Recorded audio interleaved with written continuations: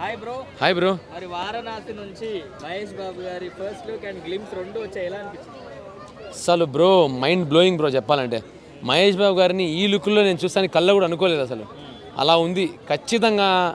ఇంకా నేను చెప్పాలంటే నాకు తెలుగులో కొత్త పదాలు ఏమైనా క్రియేట్ చేయాలి, లేకపోతే ఎక్కడైనా సాంస్కృతిక భాషలో వెళ్ళి తీసుకోవాలేమో, తవ్వుకోవాలేమో.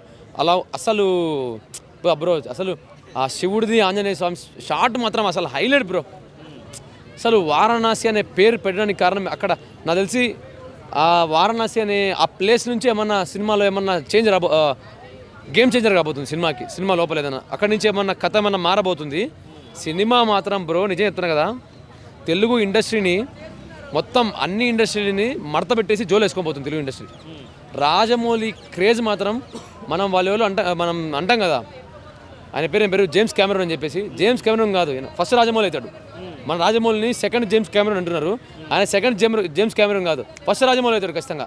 ప్రపంచానికి రాజమౌళి ఒక ముద్ర అయిపోతున్నాడు తెలుగు వాడిగా. మన తెలుగు వాడి, తెలుగు నాడి, తెలుగు వేడి ప్రపంచానికి చూపిపోతున్నాడు రాజమౌళి. సో మరి ఈ సినిమా పుష్ప రికార్డ్స్ ని బ్రేక్ చేస్తుంది, ఈజీగా బ్రేక్ చేస్తుంది బ్రో. పుష్ప ఏముంది బ్రో, మొత్తం రాజమౌళి గారి రికార్డ్స్ ఆయనే బ్రేక్ చేసుకుంటాడు. ఇండియన్ మూవీ రికార్డ్స్ని బ్రేక్ చేయబోతుంది ఈసారి ఖచ్చితంగా. మన త్రిబుల్ ఆర్లో ఏదైతే ఆస్కార్కి నామినేట్ అయిందో ఆ సాంగ్, ఇందులో కూడా ఏదో ఒక సీన్ ఖచ్చితంగా ఏదో ఒకటైనా ఖచ్చితంగా నామినేట్ అవుతుంది. ఆస్కార్ ఖచ్చితంగా నామినేట్ అవుతుంది ఆర్ఆర్ లాగా. సో మరి ఇది టైం ట్రావెలింగ్ సినిమా అని చెప్పారు కదా, మరి ఆదిత్య 369 ఉంది, మళ్ళీ ఎందుకు అప్పట్లోనే మేము చూస్తామని చెప్పి చాలా మంది ట్రోల్ చేస్తున్నారు, మీరేమంటారు? ఒక కాన్సెప్ట్ మీద 100 సినిమాలు రావడం తప్పులేదు, కానీ సినిమా సరిగ్గా తీయకపోతే తప్పు. ఒక ఆదిత్య 369 అనేది మనం అట్లా చూసుకుంటే 24 మూవీ ఒకటి వచ్చింది. ఒక ఆదిత్య 369 కాదు, 24 మూవీ అని ఒక మూవీ వచ్చింది తమిళ్లో, అది కూడా టైం ట్రావెలరే. సో వస్తుంటాయి, నిలబడితే హిట్ అవుతాయి, లేకపోతే ఫట్ అవుతాయి. అది గెలిచినోడు మాత్రం నిలబడతాడు, సక్సెస్ అవుతాడు. లేదనుకోండి ఫట్ అయిపోతాడు, ప్రయోగాలు చేసినట్టు ఉంటుంది అనుకుంటాడు. సో ఖచ్చితంగా సినిమా మాత్రము టైం ట్రావెలర్ అయినా ఏదైనా కానీ సినిమా మాత్రం రికార్డులు కళ్ళగొడబోతుంది, హిట్ కాబోతుంది.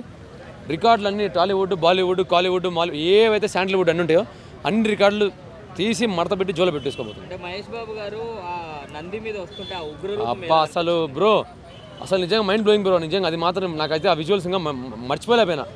అసలు ఆయన కూడా అనుకోనిడేమో నేను నందిలో వస్తానని చెప్పేసి. సో ఆ రంగు వచ్చాడు కాబట్టి ఆయన కూడా షాక్లో ఉంటాడు. సో ఆయనే ఇప్పుడు అర్థం చేసుకోవాలి ఇంకా ఏ రేంజ్లో ఉండబోతుందో సినిమా.